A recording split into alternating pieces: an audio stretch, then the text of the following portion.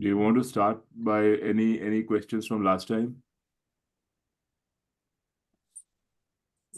Questions क्या है? तीन You हफ्ते have हो to गए। 3 हफ्ते हो गए या हाँ। we were stuck at the now theory which has come up. तो वही है मतलब when you say now, what exactly do you mean by that? Whether it is in the time frame domain or is it the experience domain, or what is the relation between now and Brahman? You said now is Brahman. What Yeah, exactly does that mean? Now being Brahman. yeah. No, I understand. This is like easier said than understood. Yeah. So the way that in Vedant, there's basically just one way, one prakriya which helps you understand what Brahman is, and that prakriya, that the principle is the same, but there are different prakriyas on the same principle. Okay, so I'm taking a step back and just starting from the beginning. So the principle is that there is a basic framework which is knowledge, our experience. The way that we experience everything is that there is an experiencer and there is object of experience, and the experiencer experiences the object of experience. The knower knows the object that has to be known. The seer sees, the hearer hears, right? This is true Yeah. of everything that we know in the world. Everything. कुछ भी ले ले तू, चाहे कितना भी complicated चीज है, सिंपल चीज है, इमोशन है, फीलिंग है, थॉट है, नॉलेज है, परसेप्शन है, कुछ भी है, there is always an object and there's always a knower.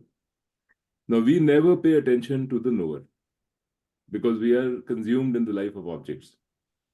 तो अगर तू अपनी पूरी जिंदगी देखेगा अभी तक, all along what we've been trying to do is to understand the world which we know or which we are trying to know. Even the feelings, जो हमारी feelings हैं, I am the one who knows those feelings. And I am trying to understand why these feelings are there in me. कभी कभी मैं कहता हूँ मेरे में गुस्सा क्यों है, I need to remove my anger.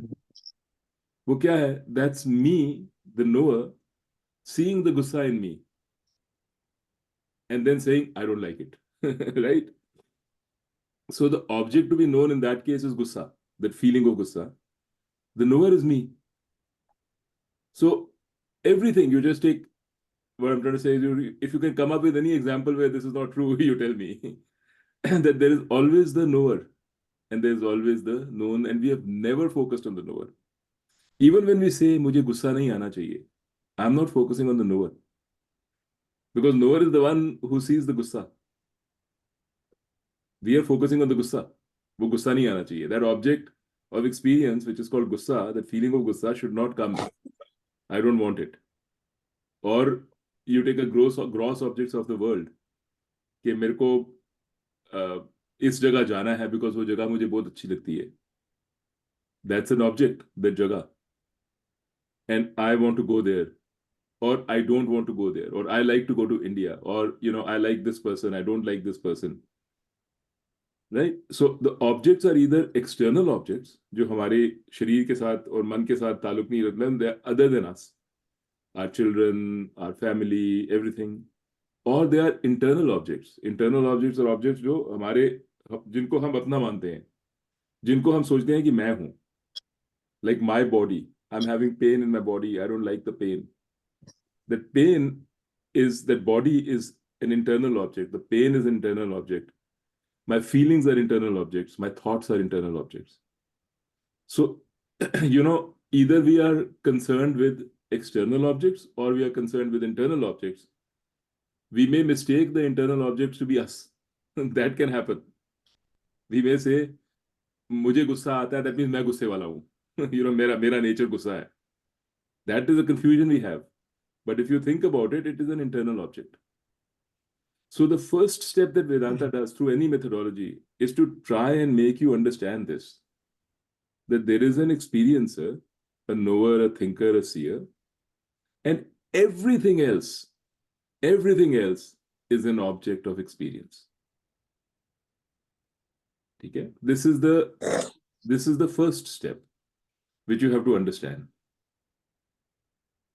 Now, understanding this is not easy, but you have to get there. You have to, through these conversations, through these प्रक्रिया, जैसे दृग दृश्य विवेका एक प्रक्रिया है, उसके हिसाब से हम करते हैं, पंचकोशा प्रक्रिया से ये पता करते हैं, बिकॉज पंचकोशा क्या कहता है, there's an outside world, then there's our first kosha. It focuses on the internal objects, the panchkosha prakriya. First it says your annamaya kosha, then it says your pranamaya kosha, that means your physiological functions, then manomaya kosha, vigyanmaya kosha, anandmaya kosha. These are all internal objects which you think are you, but they're actually not you. I have to just quickly take this call, huh? 1 second. Hello?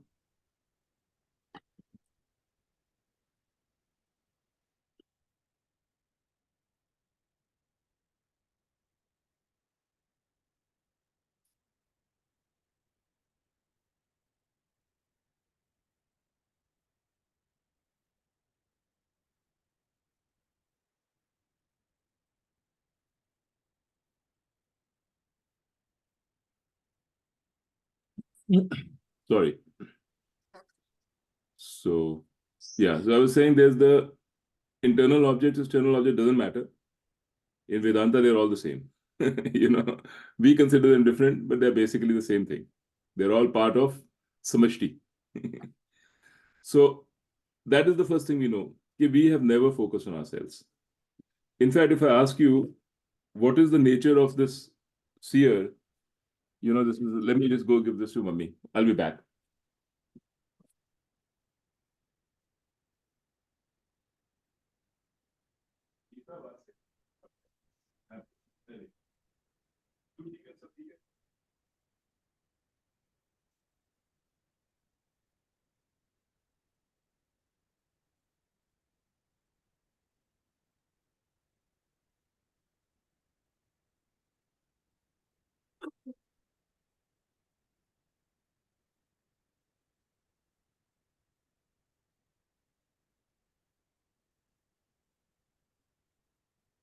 All right. So far, okay, that there is a knower, Yeah. seer, whatever it is. Now, if I ask you, who is this seer? Who is this knower? We have no way of knowing it. Because tu kuch bhi samajh le कि that is the seer or that is the knower or this is me, that little thing will either be, that thing which you're assuming will either be an external object or internal object. It's like telling your eye, tell me, look at my retina, tell me what my retina looks like. It can't. If I ask you, what does your face look like? You can't say. You can see it in the reflection, you can see a reflected face, but your original face, you cannot see. So something very simple, like just like that, it's a very simple thing, nothing complicated here, but you can't know yourself. Okay? But what do you know? You do know that you exist. You don't need your eyes to tell you this or your thoughts to tell you this. Nothing. You don't need to think about it. You know you exist. Actually, you know you exist because you're afraid that one day you will cease to exist. We are all afraid of dying. Why? Because we are afraid we will cease to exist. We may infer our existence through by the virtue of the fact that we can see everything around us. That is true. We may infer it from that. But we don't even actually need to infer it from that. We know we exist. Even when we go to sleep, we exist. So this much we know about ourselves, that my core of me exists. This core of me exists, and other than that, we don't know. We make all kinds of assumptions. We'll say, पहले कभी हम सोचेंगे, I am this me is the body and mind. फिर हम सोचेंगे नहीं meditate करते हैं. Actually, I am not the body and the mind. I am the observer. Then you will say, I am the witness. You can come through all of these stages. You will go through all of that. It's a process. But essentially, you're none of those things. All the time, you're just making an assumption about who you are. So what Vedanta does is, it says it is not possible to know who a person is, but Vedanta can tell us our own nature.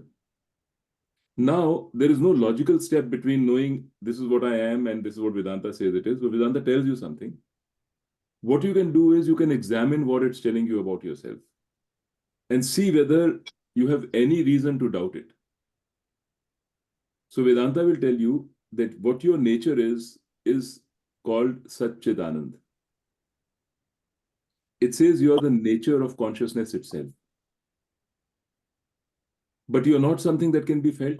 You're not something that can be known.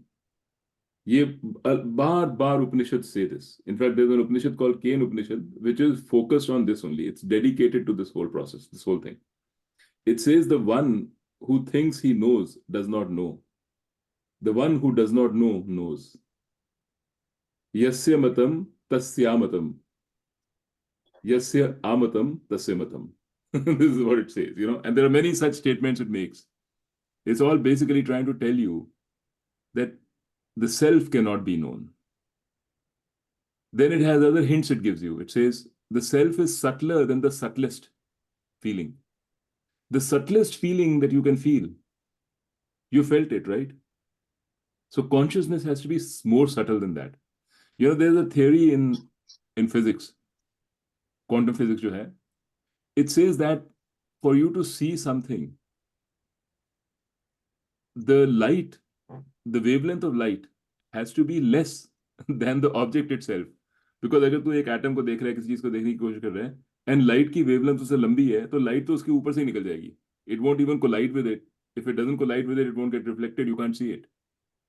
So for you to see a particle or anything, it has at least the light ki frequency should be so much, so small.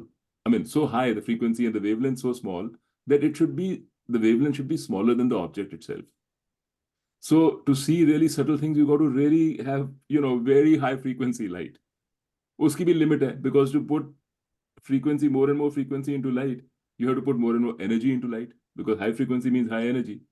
So there's a limit to how much we can know. But I'm just giving you that example. It's the same thing here. If you have a very subtle thought, the consciousness has to be subtler than that subtle thought for you to be able to appreciate and experience that thought. So you can never say that you can have the subtlest possible thought, it won't be you. Okay? Because the thing which is making you experience that subtlest thought is even subtler than that subtler thought. So what it's trying to say is consciousness cannot be known, cannot be experienced. You cannot be known, you cannot be experienced. But Vedanta is telling you what that you is, and it's trying to tell you, it can't tell you directly because it can't be described in words. It's trying to tell you through different pointers. Essay, essay, essay. So the pointer could be that it's advitya. It is non-dual. That means it is, what does non-dual mean? Non-dual means that it has no shape, no limit, no end, nothing. It's not in time. Non-dual means, by definition, that it's not in time. It's timeless. Anything which occurs in time is dual. Even if there's one of them, it's dual. Anything which occurs in space is dual. So by non-dual is a very big word.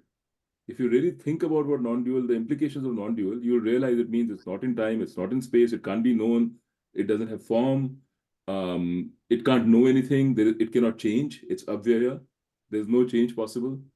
All of these things follow from the fact that it is non-dual.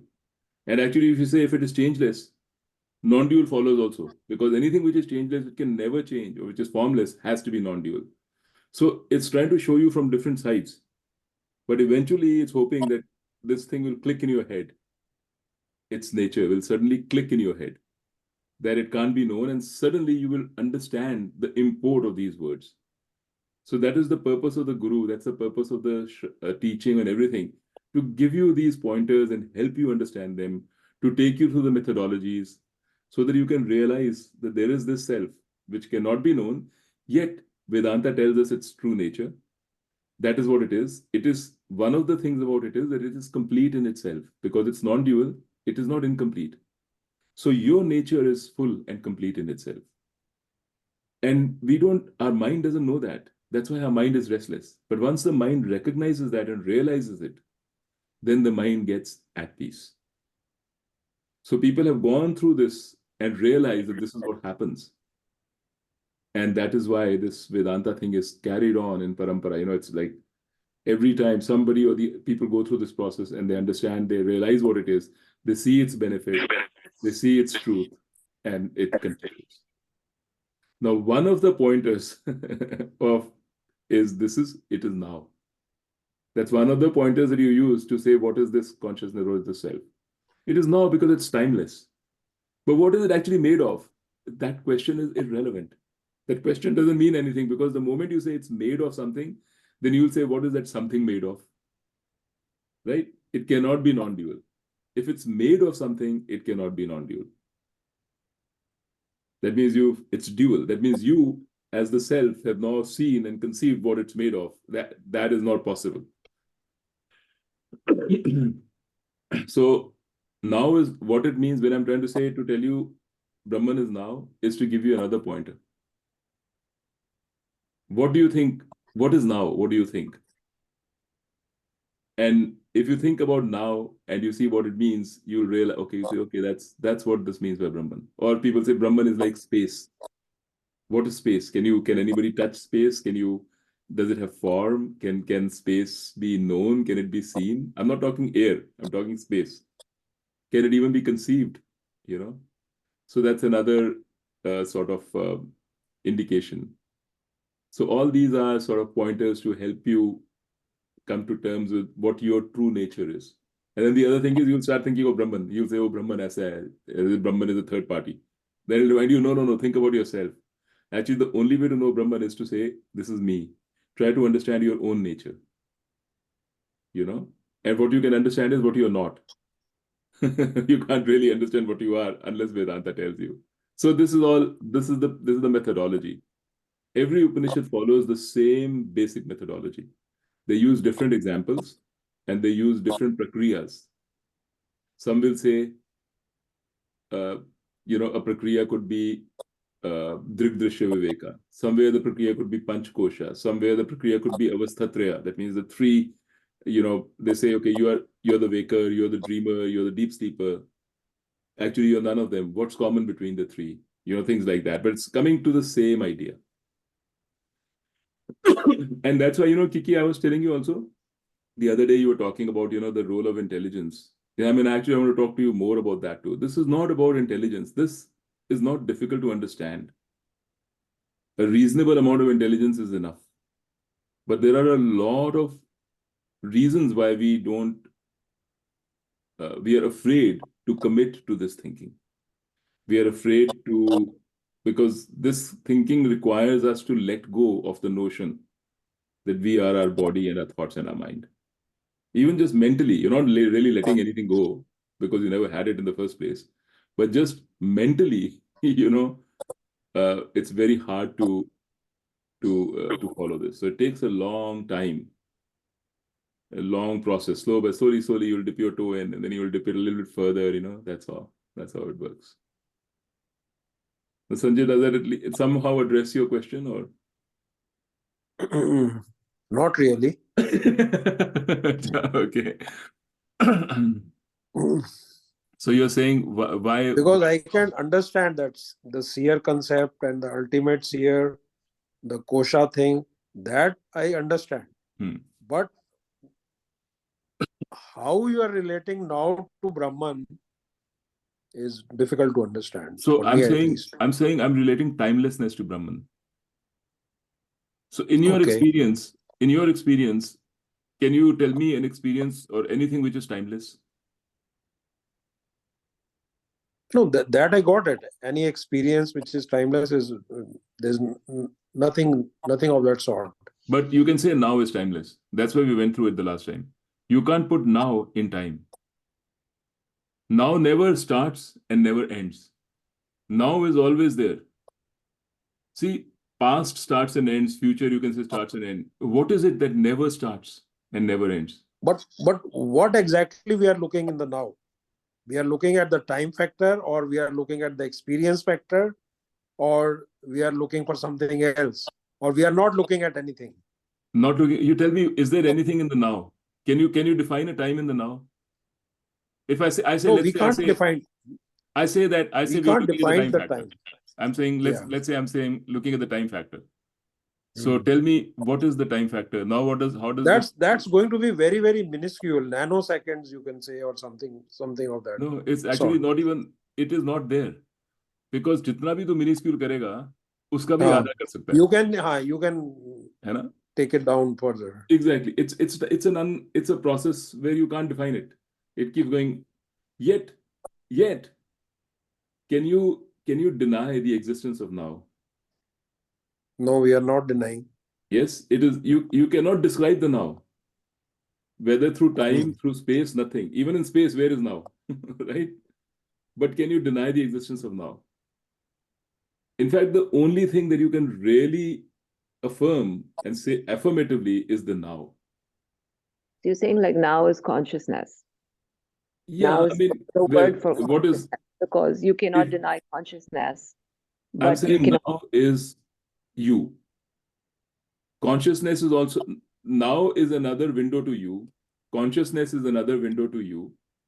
Um, you know, non-duality or whatever you want, whatever, all these are different windows, but they're all windows to you. It's the same thing. Now and consciousness, because when we say consciousness, the problem with consciousness is when we say consciousness, we have a very, it's a word which we've used in the past.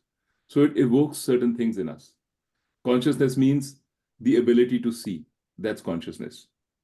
If I'm not able to see or something, I'm not conscious. You have a sense, we all, maybe you don't, but we all have a sense of what consciousness means.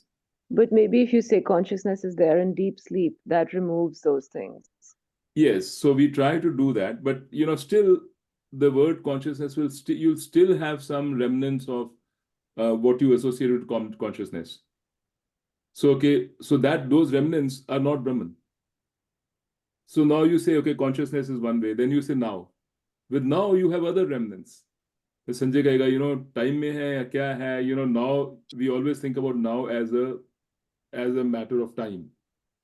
Now, later, before, right? That's how we think. Past, present, future. We say now is present. It's got time factor. But really it isn't. If you unload, if I unload that thing, if I try to remove those things from now and say by now I don't mean something which is present or in the now or in the way. I mean this, it is timeless. Then you can say that just like with consciousness, you removed all the other associations with consciousness, said, okay, now that consciousness is Brahman, that now this now is Brahman or is you. Or Brahman is you.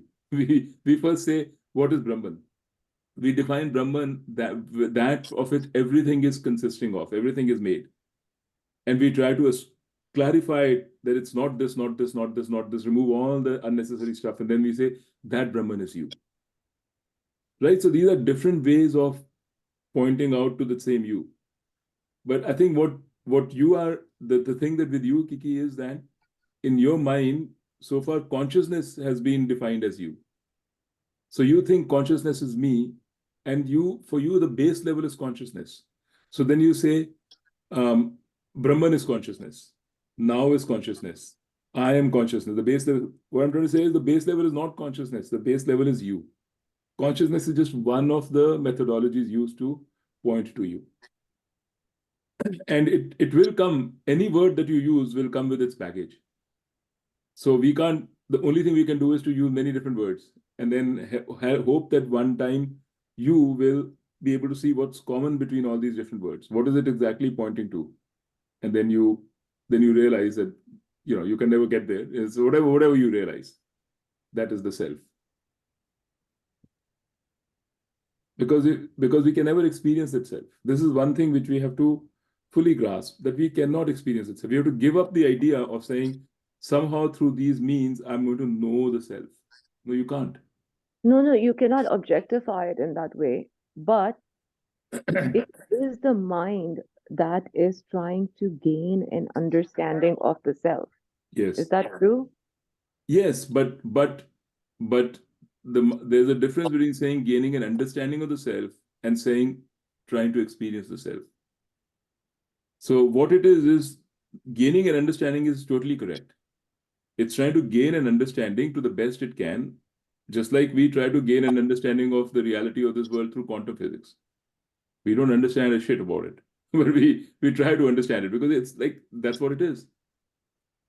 But to say that the mind is trying to experience the self is where the trap is. Hmm. Because you can never experience the self. That's why this first step has to be very clear. The first thing, which is the self, is not an object of experience, has to be totally, totally clear. Because only then you look for the self the proper way. Otherwise, you'll always keep looking, okay, is that experience the self? Is that feeling the self? What is the feeling which is self?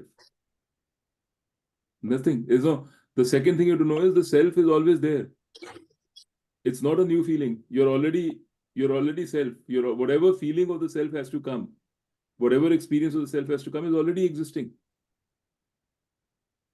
You're just not paying attention to it. It's already there. The mind is not paying attention to it because the mind is focused on all other things which the self is illuminating. Yeah, I think the confusion is even when we use language like the mind is not paying attention to it. We are talking Then in duality. Unfortunately we are talking about something non-dual. We have to use language, which is a tool of duality. And through a tool of duality, we have to try to explain something which is non-dual, which is very difficult. So that's why this Vedant methodologies have been built up, because they have thought through all this and come up with the ways in which students can get it.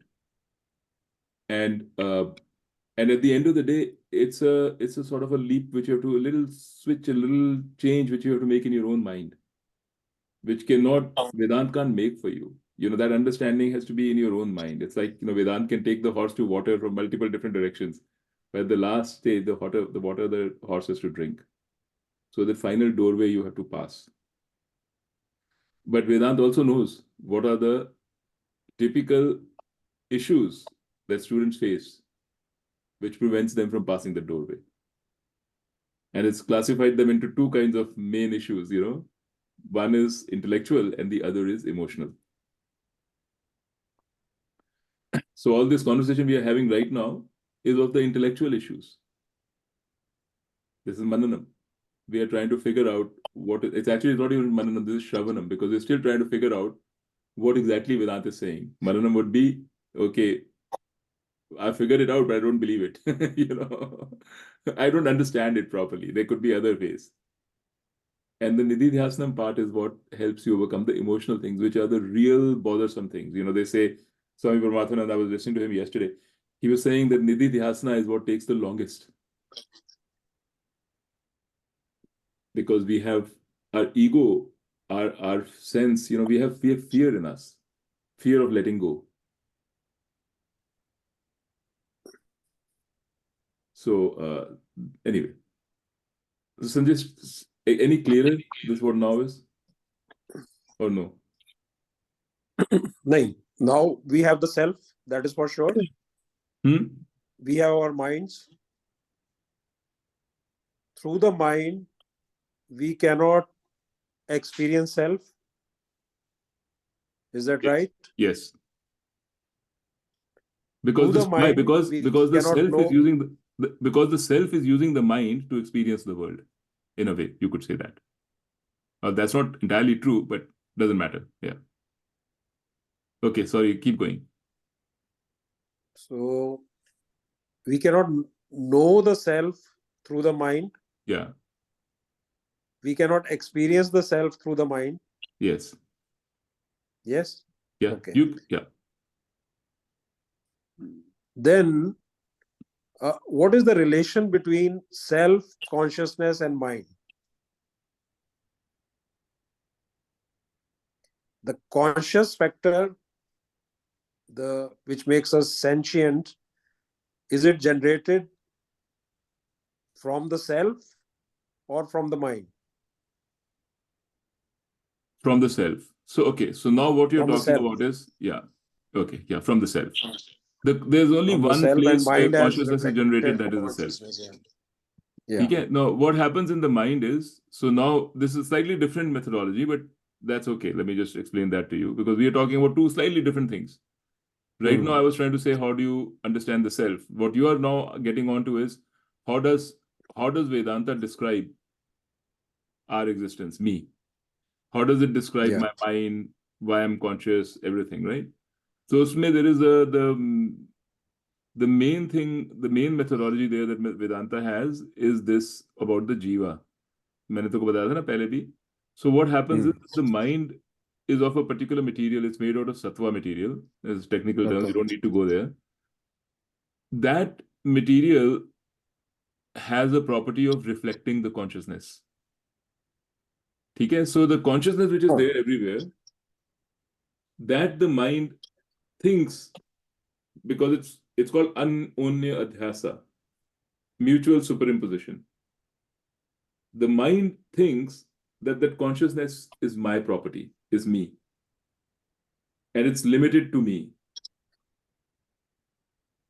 And when I'm not there, that consciousness will also go away.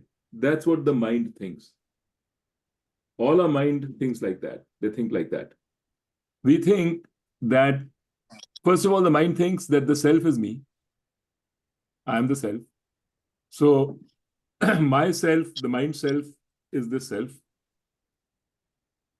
The mind thinks of the consciousness, which it is willing to say, okay, self and consciousness, same thing, similar, whatever, but it's my property. I, through my very nature, have generated this consciousness.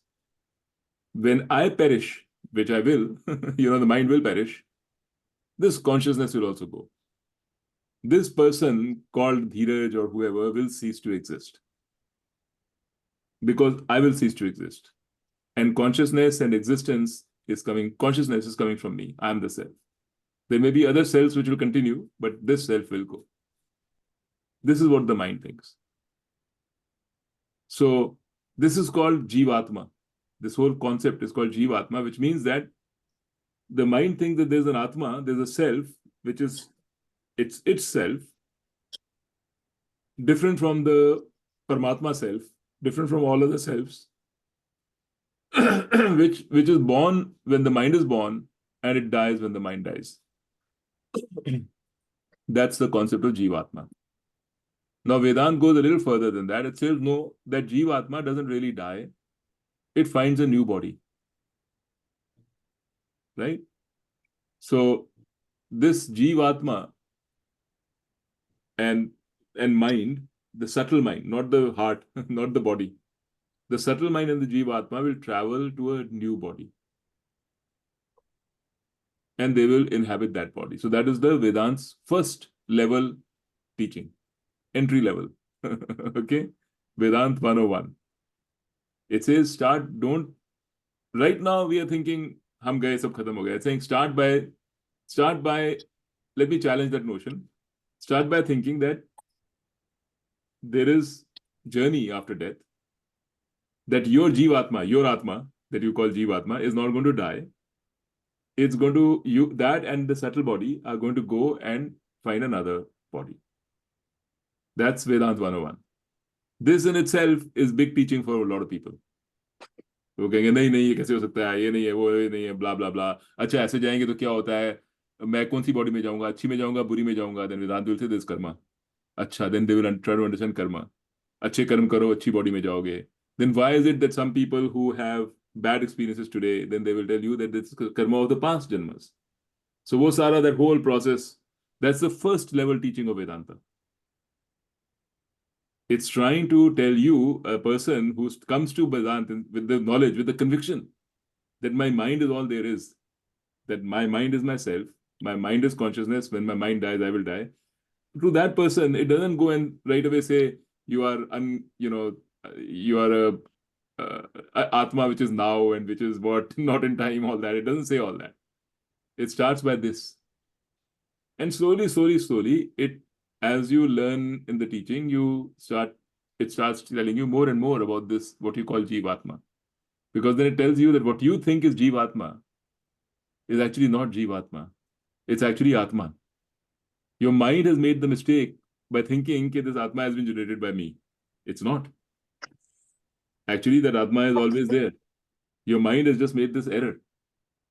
It's called ignorance, this error, avidya. And then it tells you that Atma, जो mind को बताता है, mind को बता रहे हैं सब कुछ कि जो आत्मा तुम सोचते हो तुमने जनरेट करी है वो एक्चुअली दरअसल it's timeless, it has always been there. ठीक है, so then you slowly go, that's how the teaching progresses. So I know it's what I have done is, at the moment I've made a little bit of a mishmash because I'm talking at different levels. Sometimes I'm talking Paramarthika and sometimes I'm talking Vyavaharika and sometimes I'm talking, but I'm just assuming that slowly you'll follow along. It's like a major assumption because I'm not a accomplished teacher who's gone through, teacher training. So sometimes I'm going here and there and maybe confusing you. But yeah, so that's how it goes. So जो तू question पूछ रहा था, what is the relationship between mind, Atma, body, that can be answered at various levels. At an entry level, it will be answered the way I explained. Jeev Atma, alag hai, wo, it's traveling. At an advanced level, it will be said that the body and the mind are adhyasa. Adhyasa means they are superimpositions. They are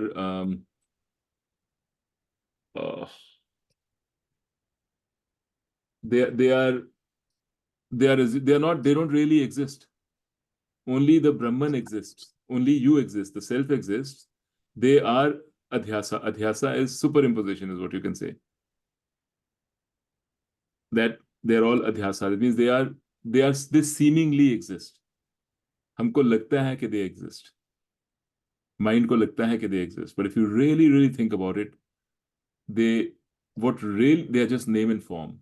What actually exists is Brahman or the self. So that's an advanced level answer, right? So this is how Vedanta, it's this process is called, there's a process of teaching like this, it's called Adhyaropa. Oh shoot, ये भूल जाती है मेरे को words, but it's a process. You just, if you type in Adhyaropa in Google, it'll tell you the thing. It says you first tell the person this, then you negate this and say only Brahman exists, because it's a step-by-step teaching. Otherwise, it's very difficult, and that's what Vedanta has realized over years in tradition. It's realized over years and through tradition that this is the best way to teach. So that's why this parampara, this teaching methodology continues,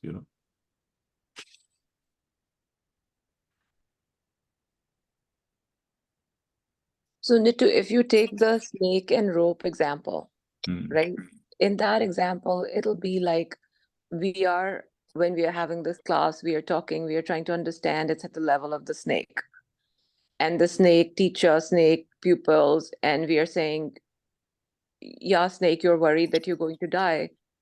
But really, finally, it's at the snake level that you say, well, the snake is not even there. You were rope all along and you never existed. No, you always existed. No, the snake the never. snake. No, the snake. The snake, it's not that the snake never existed. It's not, you're already giving existence to the mind by saying that the teaching is telling the mind that you didn't exist. This questions all these, you see, the way that you're thinking about it is, you're saying there is a mind, right? This is always, I understand this, exactly what you're constantly saying, because in your mind, you've come to you're starting with a basic assumption, I am the mind. That is a fact. Now I have to be taught that I don't exist. As mind, I exist as something else. let's all say the even if I don't say what I am, but the mind is asking the questions. that's what I'm trying to say. You are asking the questions. When you say you are asking the questions, then you say mind is asking the questions. It's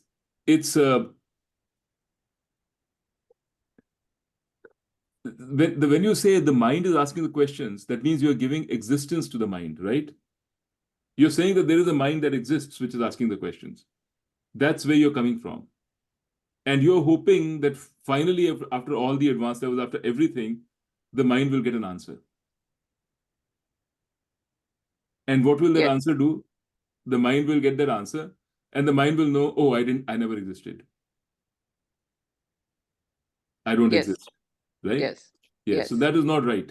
That is a very mind-centric approach. You have to, as you in the beginning, you can think that way. But what you have to understand is not, you have to move from this feeling that I am the mind to the feeling that I am Atma. But what has to move? The mind has to move. This whole thinking. What has to move? No, I'm seriously asking. I know. I'm also being serious. You have to move. You. This in your mind, the mind is all. You have to move. Let me tell you even right now. Forget about mind asking the questions and all that. Right now, when I tell you that you are not your mind, that's the first teaching given. Like I said, right? The first teaching is mind is an internal object. Do you get that teaching? Because you have to get that first. That remember I told you we start by saying that I cannot be known because I am the final observer or seer or whatever the subject. I cannot be known. The everything that we can think of, that we can conceive of, is either an external object or an internal object. My guess is that that thing you still have to work on because you've conceived of a mind which is not an internal object for you. For you, that mind exists on its own. That mind, and you are conflating that mind with yourself. So first you have to understand that this mind itself, just I'm you're not, it's saying, not even conflating. I think my issue has always been that I just don't see how to that it is the thing is that we are all here in all our minds are trying to understand and question, right? no, but see, again, it's not, that is not true. That is what you start with. That's what we are trying to tell you, that it's not your minds which are trying to question and analyze and everything. The mind is an instrument. The mind is an instrument which you use to understand and do things. This is the karam bhav. Like mera man hai, when you say our minds are trying to understand, you actually mean you are trying to understand and you are the mind. If you think about it, that's what you're saying. You said that mind is different, mind is trying to understand, but that's not really true. You're just making that concession to move forward. You have not stepped away from the thought that I am the mind and I'm trying to understand as the mind. So till you step out, Then who is trying to understand? no one is trying to understand. You forget, first you have to understand what is being, what are you trying to understand? First you understand the, Any Abhi Dheeraj, you said mind is an instrument which you use to understand things. Now, who is this you? so that is Who the is using the question. mind? So she's asking me for an answer to that, right? Yeah. That trying to follow the chain. And what you realize is that you cannot be known. You cannot be known. Yeah, You is a question mark. is a question mark. You can never Okay. try to do whatever you do, you can never find that you. Then Vedanta Okay. has to come in and tell you what that you is. And then you have to examine what Vedanta is saying and see, does that make sense? Because can you ever in your wildest dreams imagine that if Vedanta hadn't told you, you would come to a conclusion that I am timeless, limitless, non-dual, this world doesn't exist? Could you have ever thought? No. This can never come to us.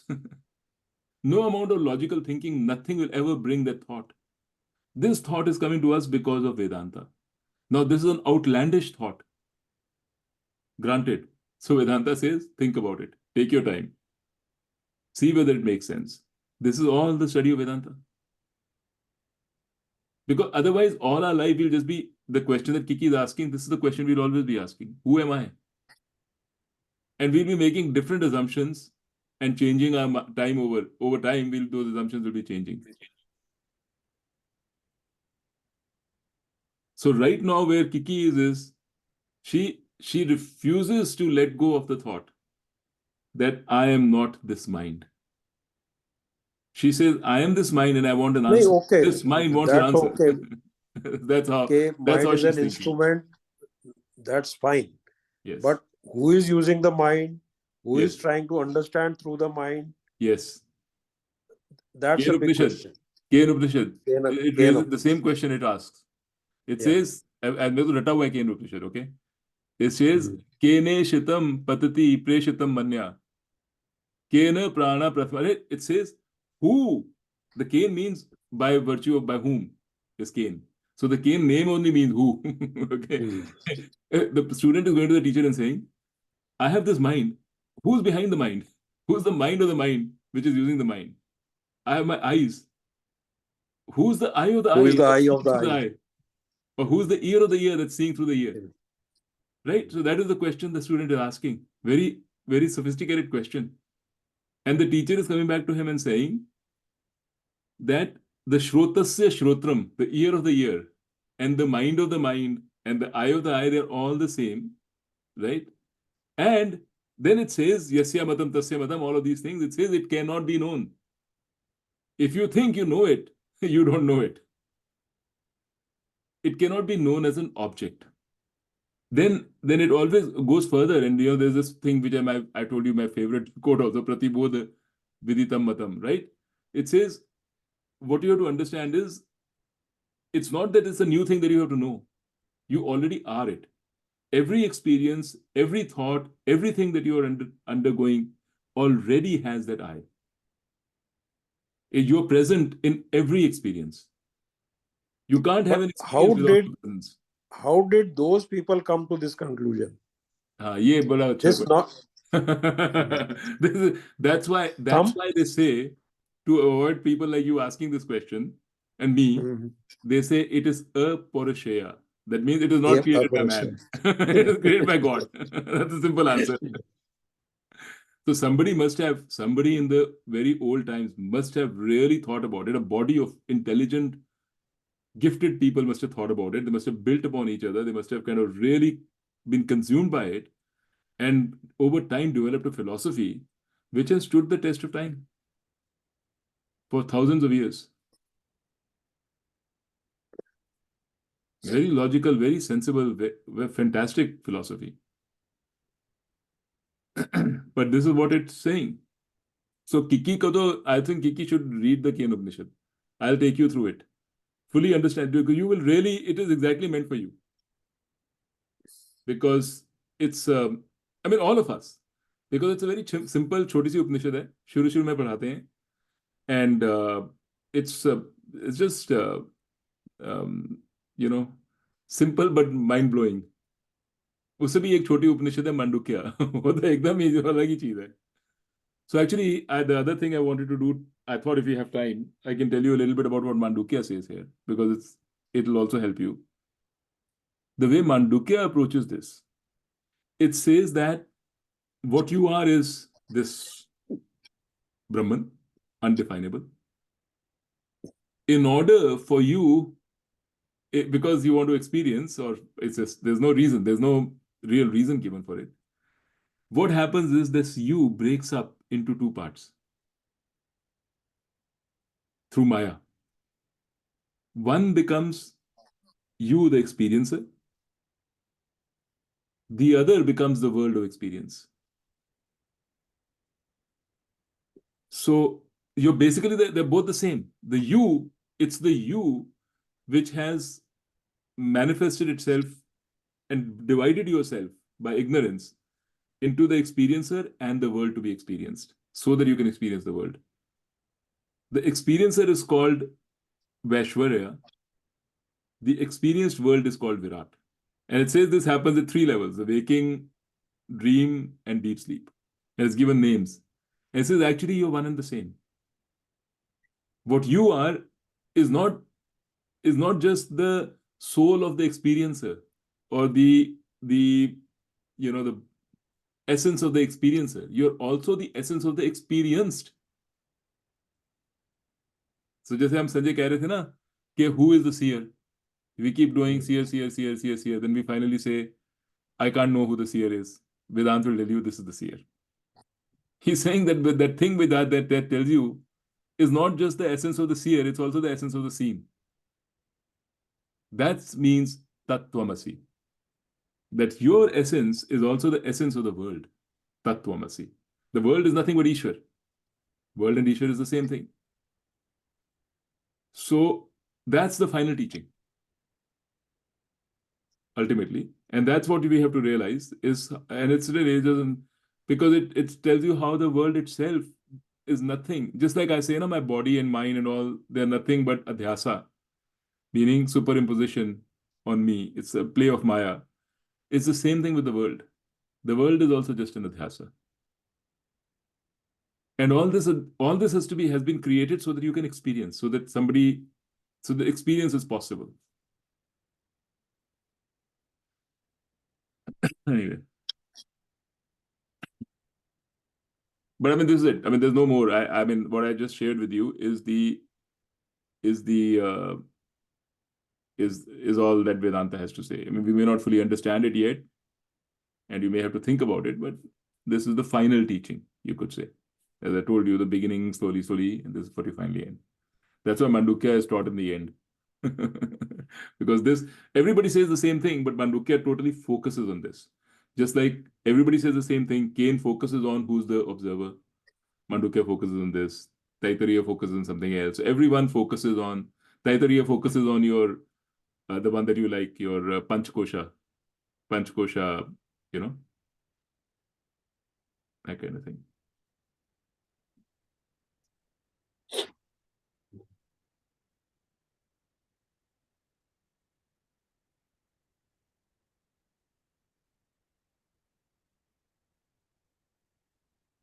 Okay.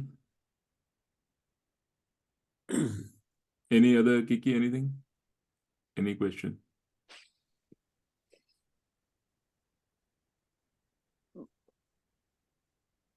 Yeah, lots of questions, but No. so I think that if I were to go back to my example for a second, the rope snake example, I mean, yes, then in terms of Mandukya, the rope and the snake, it's all whatever. Everything is the same. But I am just trying to understand if you think that, like, I guess the bottom line question is, so what is it that I can frame how can I make the jump from where I'm stuck?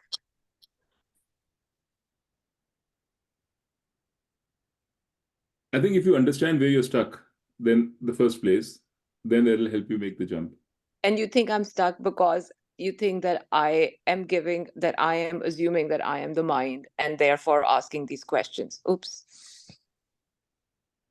What happened? Patani, something happened. Sorry, I think my Zoom updated or something. Okay. Yeah. So, okay. No, it's not. I think that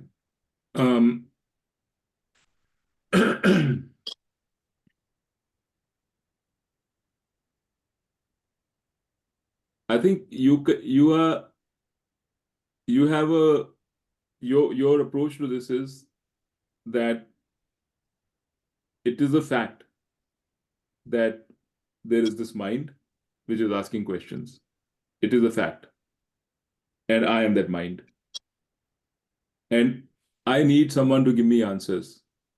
So I'm asking Vedant, do you have any answer for me? And Vedant will say, this is the answer for you. And so on. And then you'll find a way to reject it because that answer doesn't answer your question. Like, who is the mind after all? I mean, why am I mind asking the question? You're stuck on, you're coming from this point, right? that I am this mind, it looks like somebody is saying something different, then explain to me what that different thing is.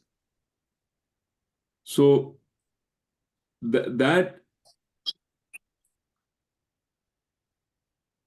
is why you won't, because if what you're looking for is from this approach, then nothing will ever satisfy you, right? Nothing will ever answer your question. Because did you not come from that approach that the mind, like, I mean, today's class has been very helpful, because even the fact that you say, okay, it's not the, when I say it's the mind who's asking the questions, is that not true of, I mean, doesn't everyone feel that it's the mind who's, Sanjay, do you not feel that it's the mind who's asking the questions? We are using our mind as an instrument to ask questions. You are asking the questions, but you cannot know who really you are. You have to go as, according to Dheeraj and Vedanta, we have to move a step beyond mind. Mind is just an instrument. Yeah, but the questions are conceived, thoughts are conceived in the mind, right? Yeah, sure. Like even the thought the thought of who am I, that thought is conceived in the mind. That is the function of the mind. Yeah, sure. Right. So the question is, the curiosity may not, but like it's not the mind which is curious. Isn't it the mind that is mind is curious? like What is ChatGPT. curious? Mind is like ChatGPT. No, then what is curious? If the mind is not, isn't it the mind who's curious to know what is this all about? Who am I? All Okay, of this? when you say I am curious, are you curious? Yeah. So are you the mind which is curious? I don't know. Yes. So then how can you It say is with through certainty, your isn't mind it you the are mind which is curious. curious? Abhi to tu keh rahi thi, it's the mind that's, you can't be sure that the mind is curious, right? You don't know. Well, I mean, from what I know of the mind, it's the mind that conceives of thoughts and has curiosity. So then I say the mind is curious, So because it's all not, of these are thoughts, you're right? saying you don't have the curiosity, the mind has the curiosity. I'm saying I do know that the mind has the curiosity. Yes. Yes. No, I'm saying, do you see yourself, do you see the possibility that you are not the mind? I mean, obviously, I've been exposed to this for so long. So yes. No, but you have to believe it, na? It's not just exposure. It has to actually, you have to really, you can be exposed and it can be just bouncing off your skin. So the question is, do you actually believe? No, Kiki, when you say my mind is curious, Yeah. so is this statement true or false? I think that statement is true. My mind is curious. Yes. So the ultimate, that my is something different from your mind. Ultimate kya? My is different. When you say my mind, that means my and mind are different. Yeah. So mind is not curious. Mind is not curious? No. But You okay, are let's say curious, that, but are you you are different from the working, mind? channelizing through your mind, making the mind work as an instrument for curiosity, generate curiosity in the mind. You see, there's a subtle shift there. Yeah. I think the first thing, Kiki, honestly, let's just follow the Vedanta process. The first thing is for you to come to terms with the fact that Vedanta is saying, whether you believe it or not, it's up to you, but Vedanta is saying right in the beginning that you and your mind are not the same. Okay, so let me just pause right there, okay?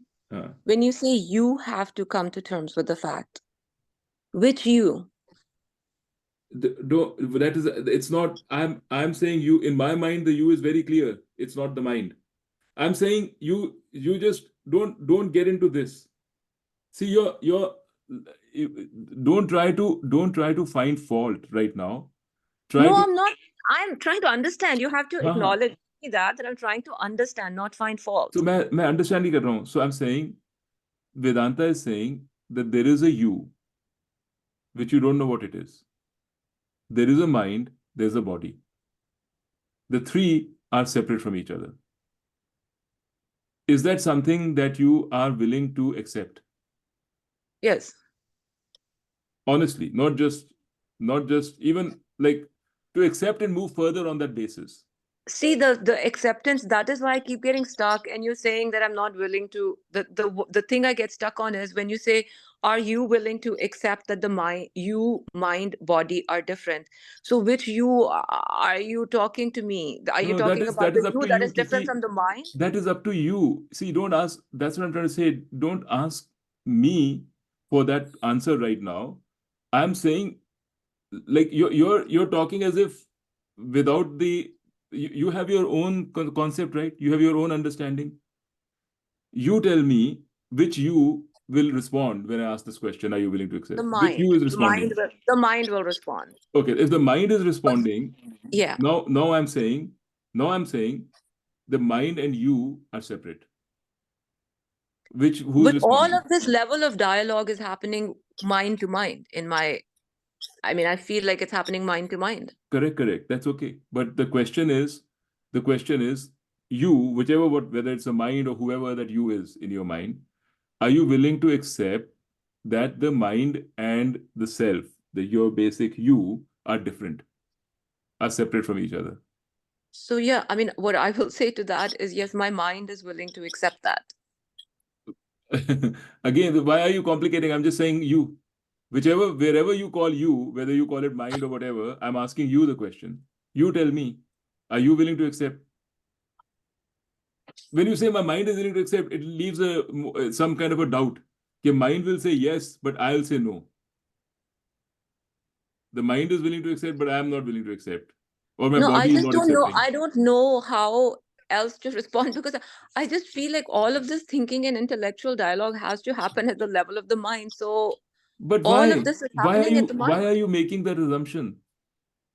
Why are you, that is like what I'm trying to say. Why are you saying, why are you giving so much thing to the mind? How do you know? You're saying that intelligence lies in the mind? Yeah. No, not at all. But that's a different question altogether. What I'm trying to say even further is, before even that is, I'm just asking a question. Whether it is your mind or whether it is you or whatever, there is one, if someone asks you a question, will you respond by saying, my mind thinks so? If I say, do you want an ice cream? Will you say, oh, my mind wants an ice cream? Or will you say, I want an ice cream? I mean, I will, in normal parlance, I will say but I Yeah, do think let's it's my talk in mind normal that parlance. We are talking normal parlance. Okay. So in normal parlance, I'm saying, are you willing to uh, accept the first, what Vedant is trying to tell you is that there is a you, which so far you're thinking you and the mind are the same thing. Um, are you willing to say that the you and the mind are different? That there's a distinction between the you and the mind?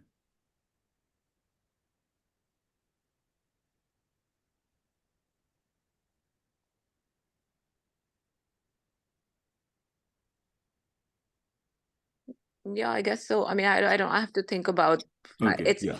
it's yeah. No, you should think about it, because really, till this is clarified, till this is, you understand this, and till you kind of, this is the first step, right? Because after that, whatever you learn, if the foundation is like this, then you will always have the question. Yeah. But I don't know, like, why it seems so obvious to me. Sanjay and Atul, you guys also, I don't know if you think the same way. Like, this is all minds talking to each other. All of this is at the level of the mind. Thoughts, understanding, questions, all of this happens at the level of the mind. Does But it can't not? you feel you Nobody is can observe saying. your mind? Somebody can observe your mind. I mean, I think my mind is known and it's known.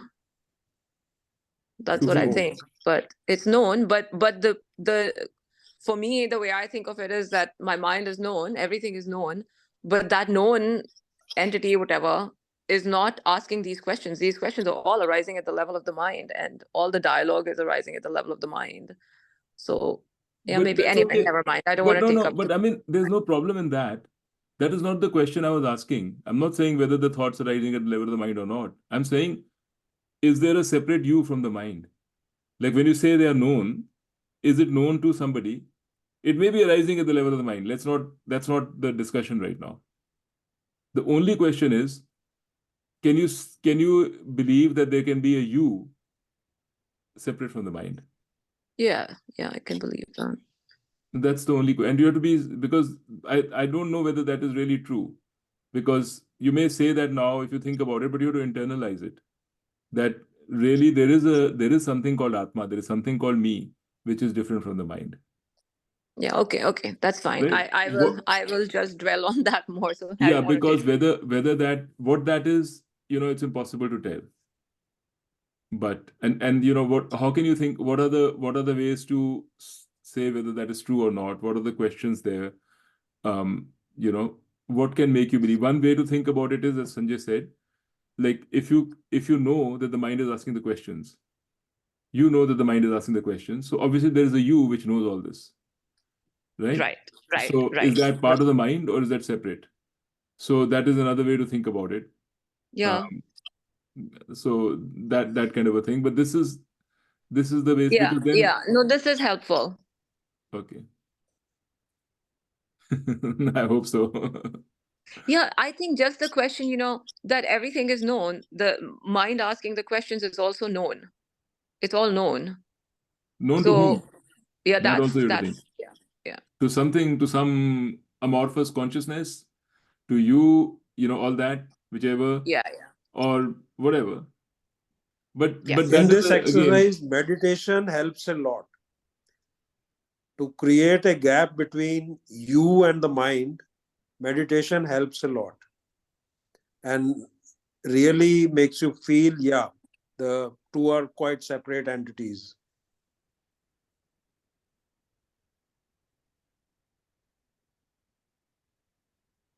that's why I think you like the meditation, right? You like to do meditation. You do it.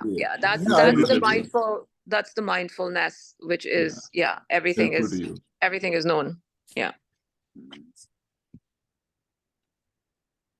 Yeah. So if everything is known, then it's known. The next step is it's known to you, and then obviously that you Yeah, is I not the think that mind. to what you said, this amorphous consciousness versus me, that's the thing, is actually calling it me, and that I don't do. Yeah. Anyway, All right. sorry. I took up a lot of...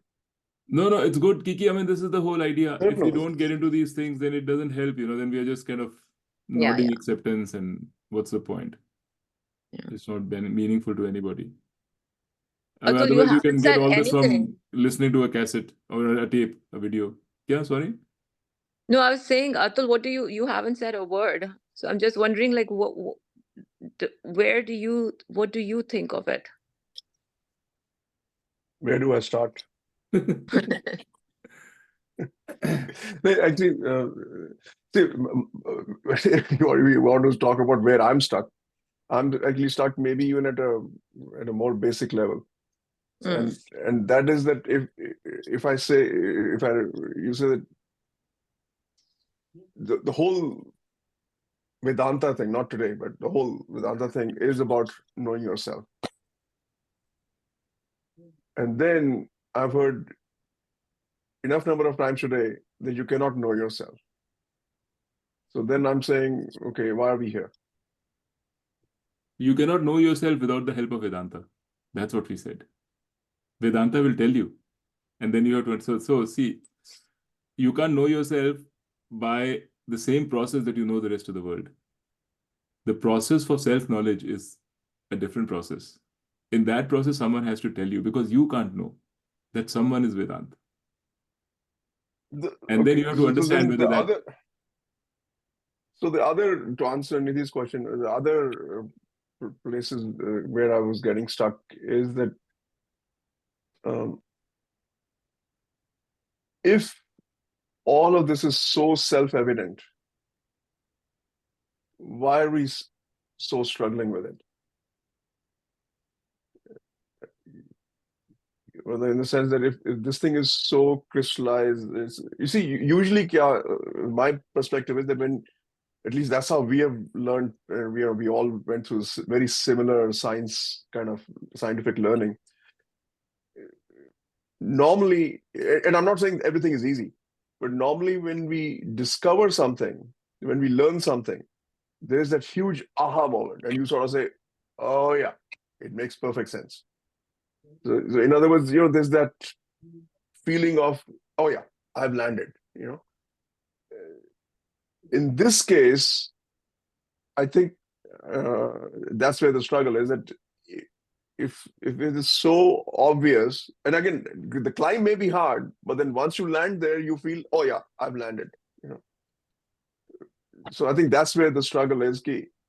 Then you start questioning: is it that self-evident, or is it a construct that, okay, interesting construct, may or may not be true? Now, those are some of my thoughts. Yeah.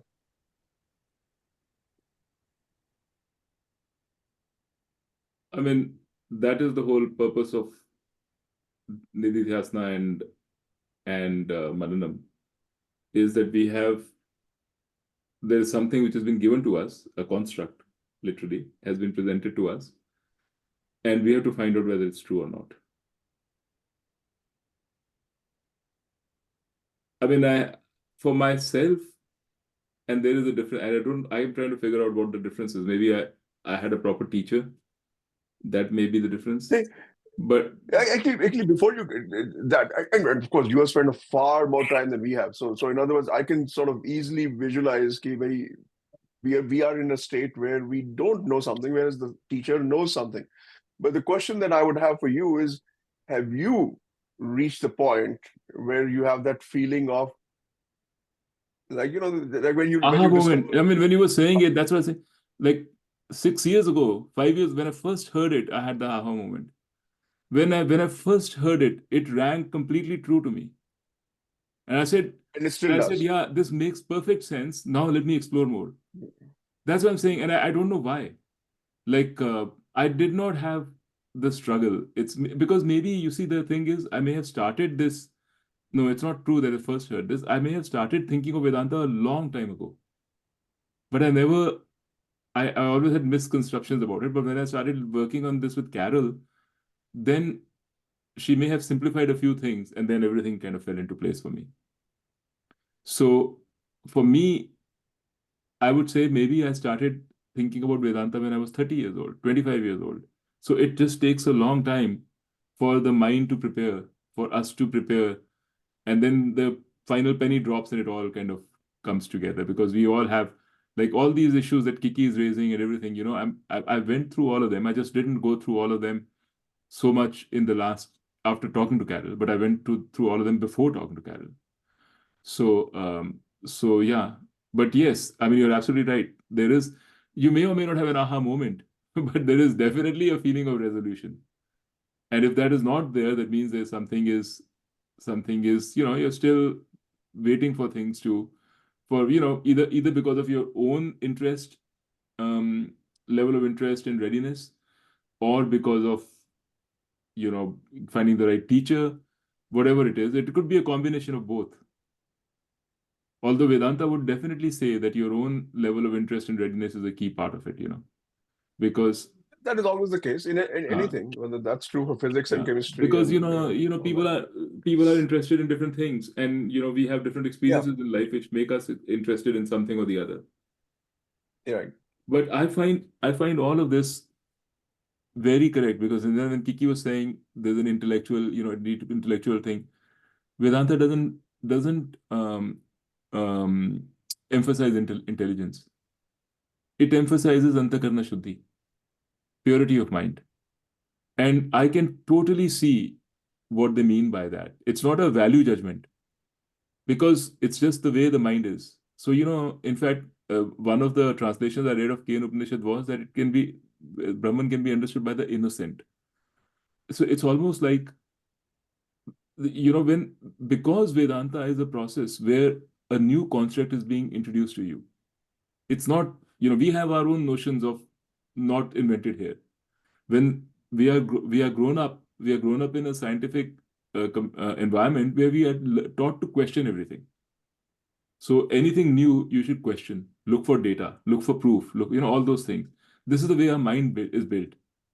So when we are always questioning, right, then we are not suited mentally for a process where the truth is revealed to us by an outside source.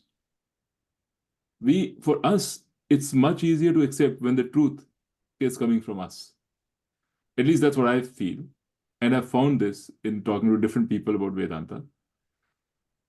But if your doubts are less, if you're willing to trust, if you're willing to, go more than halfway and say, yeah, there is, and I don't know why I had the trust in Vedanta, but I always had, right from the beginning. I never doubted it. So maybe that may be part of the reason, why that is part of the struggle. That's part of Nididhyasana. To understand our own mind and how our own mind works and the objections that it creates. That's not easy, and that's called Antakarna Shuddhi because the reason why we are not willing to accept something from the outside is because of fear. We are afraid that outside thing may actually harm us. May actually, we have developed our concept and our self, let's do Atul kehta hai VKDM, right? In your self-concept, you have a strong self-concept which says, I can stand on my own feet. I have my mind which I can use to solve my problems. Accepting something from the outside challenges that concept in a big way. And this may be a subconscious activity which is happening without you realizing it. And the same thing for Kiki, because I'm saying it because I was like that too, except for Vedanta. For some reason, I was not like that with Vedanta. No, but no, I think And you're by the articulating way, this that part is very correctly. absolutely true of Rajesh. That I can tell you for a fact. वो तो No, कहता भी but है. I'm saying, actually, I was going to even generalize it, that I would say that at least most of us, and I'm saying most only because I don't want to make an absolute statement, could have easily said all of us, the only learning process we know is that. We may do it subconsciously, but we have our filters. Call that VKDM, call that challenge, call that whatever, and we may not even know that we are challenging. But when somebody says A, B, C, D, के बाद E आता है, in a way we are sort of questioning it, and then we accept it, and then we go and propagate that. So the learning process is that there is an inside and there is an outside, and before I take anything from the outside in, it has to cross a certain barrier. Some barriers are very low, some barriers are very high, but there is an inherent barrier which in fact, that's how we have survived. One can argue, in terms of evolution, that if it was all one big mass, then we probably wouldn't be here. So that is why challenging thing is there. So that is why Vedanta defines readiness the way it defines it, because it's actually extremely interesting to me how I find everything that they're saying, I used to just take it for granted. It is so true. For example, this thing that you just described, everything can be broken if there's an incentive. Your process, your understanding of yourself, how you accept knowledge, what you think can be broken if there's an incentive. At this point in time, my takeaway is that you don't have the incentive. You are happy. But that's a cop out. No, I'm not. I'm just trying to tell you. It's not a cop out. Try to understand. Try to follow what I'm saying. Okay. I'm trying to. I'm telling you from my own example. Okay, like 6-7 years ago, for me,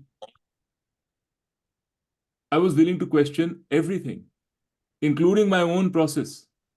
I knew that that this answer who am I, the truth that I want from Vedanta or whatever, I cannot possibly get by just doing this process. I'm waiting, something comes and challenge. You have to go out and seek it.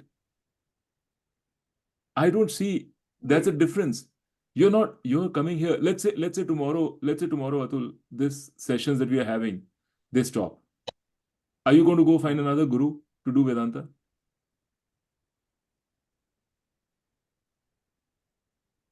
I mean, I don't think you will. And the reason I'm saying that is because you don't have mumukshutva, which is one of the things that is needed, and you don't have No, it. but that's but to me that's still a cop-out answer, because I mean we all have struggled with some issue in chemistry, some issue in physics, some issue in whatever. And even to I mean I distinctly remember there were things that I sort of was at a point where nahi aayegi ye samajh, and I just cannot, it's like this is the end of the world for me. I cannot climb this wall. Somehow, with some help here and there or some stroke of luck, you climb that wall, and then you get that aha feeling. But at that point in time, in none of those cases, you don't ask the question, oh, do I need a different book? Do I need a different teacher? I mean, you simply sort of say, ki ye nahi samajh aa rahi hai. No, I'm not saying that. I cannot get past that. Don't misunderstand me. Okay, that's why I was trying. Maybe I'm not explaining properly. What I'm saying is, you said that we build up barriers, right, in our mind. This is how we learn. We build a barrier. Filters. Okay, let me just hear me out. Maybe I'm repeating things just for clarity.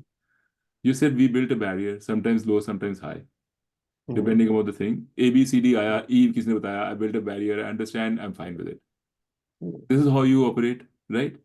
Something is coming to you, you cross the barrier, right? What I'm trying to say is that process, which you will, if you're really, really interested in understanding what Vedanta has to say, and you have that Shraddha, that barrier will be down to almost zero. That can happen. It can happen when you realize that this process where you're building a barrier and things are coming and then you understood it and it doesn't work. Again, now I know why what you are saying is true and what I'm saying is also true. Okay. Because and I've said this before, but I'm sort of just repeating it, that my interest in being here, see, I'm not here as a student of Vedanta. I'm here knowing that this is the Vedanta session, but I'm not here as a student of Vedanta. In other words, I'm not here to learn this topic of Vedanta. So I'm here to as part of my self-discovery. It happens to be Vedanta, great. Vedanta might help me, so I'm here. So in other words, if my goal was I need to get masters in Vedanta, so yeah, then I think I will go and seek a better school or a better teacher or something. But since my goal is not Vedanta, and which is why I go back to my analogy of being in a buffet line, I want to feed myself. I'm not here for Asian food or Chinese food or Mediterranean. I want to feed myself. Kya dikhta hai, dekh lenge, Yeah. No, we're saying the same thing. Yeah. So that's why it's I'm approaching it differently. I mean, from the rest of the you may gang approach here. it differently. Vedanta understands this, or Vedanta's tradition understands this, and they call it lack of readiness. It's just a different way of saying it. Can I shut off the recording? I don't know whether we need to keep recording.